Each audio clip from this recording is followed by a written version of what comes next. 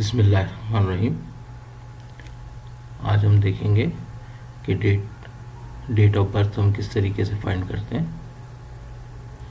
आपके सामने कुछ डेटा है जिसमें एक कॉलम नेम्स का, एक डेट ऑफ बर्थ और एक टुडेज डेट। टुडेज डेट हमने टुडे फंक्शन से फाइंड की।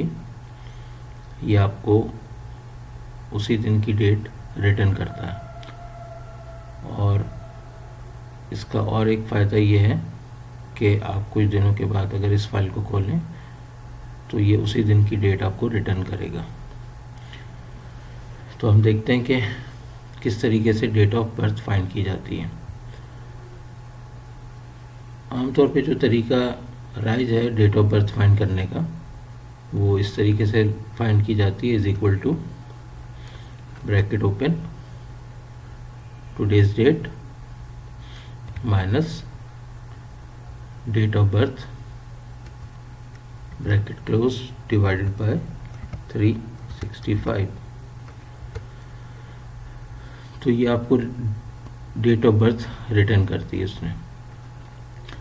ये तरीका गलत है इसलिए कि इसमें डेसिमल वैल्यूज़ भी आ जाती हैं और लीप ईयर्स भी होते हैं। तो इस तरीके से अगर हम डेट ऑफ बर्थ फाइंड करेंगे तो वो सही नहीं होगी, उसमें डेसिमल क्या कुछ ना कुछ एरर ज़रूर होगा।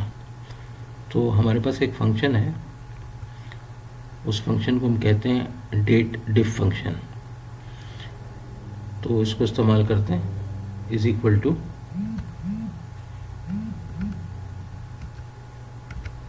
डेट, ये आपको इन फंक्शंस में नहीं मिलेगा।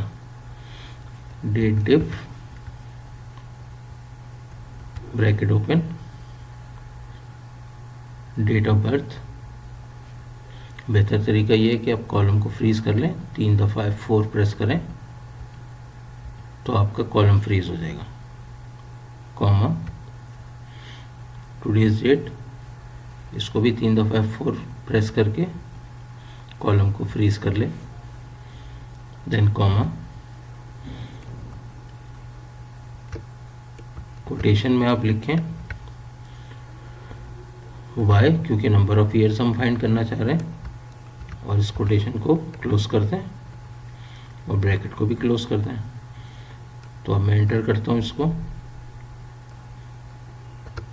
तो आप देखेंगे 30 ईयर्स रिटर्न किया उसने। नाउ फार्मूला हमारे पास ये था। अगर मैं इसको ड्रॉप डाउन करूँगा तो ये तमाम लोगों की डेट ऑफ बर्थ आपको रिटर्न कर देगा। इसी तरीके से हमने देखा कि वक़ार हमारे पास जो हैं वो 30 ईयर्स उनकी एज है। ओके, नाउ अब हम करेंगे इसी फार्मूले को कॉपी कर लेंगे। अब हम फाइंड आउट करना चाहते हैं नंबर ऑफ मंथ्स। 30 ईयर्स में कितने उन्होंने कंप्लीट किए। तो मैंने कॉपी कर लिया इस फार्मूले को और इसी फार्मूले को मैं एडिट करूँगा। इस y की जगह पे मैं m लिख दूँगा और जब मैं इसको एंटर करूँगा तो ये आपको दिखा देगा, रिटर्न करेगा 362 मंथ्स कंप्लीट कर चुके हैं वक़ार।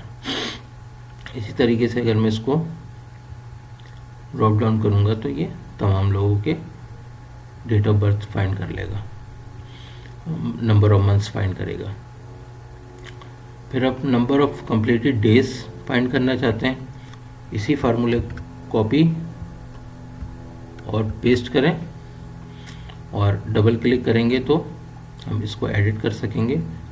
अब नंबर ऑफ डेज फाइंड करने, तो इसकी जगह पे मैं डी लिख दूंगा और जब मैं एंटर करूंगा तो इसका मतलब ये हुआ कि वक़ार ने इतने डेज कंप्लीट कर चुके हैं। फिर हमारे पास आता है number of months in current year, कि उस साल में उसने कितने नंबर ऑफ मंथ्स कंप्लीट किए।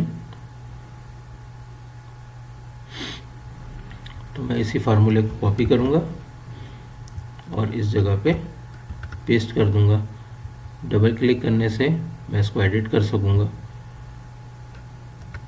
तो मैं यहाँ पे लिख दूँगा YM months after complete years,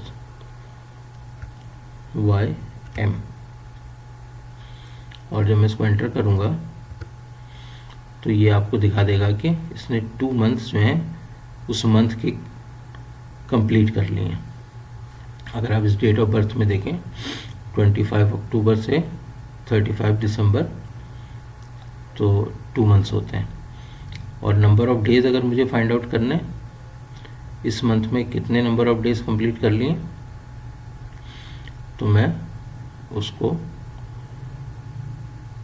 is equal to, इसी फार्मूले को मैं कॉपी कर लेता हूँ, copy and paste, double click करूँगा तो मैं यहाँ पे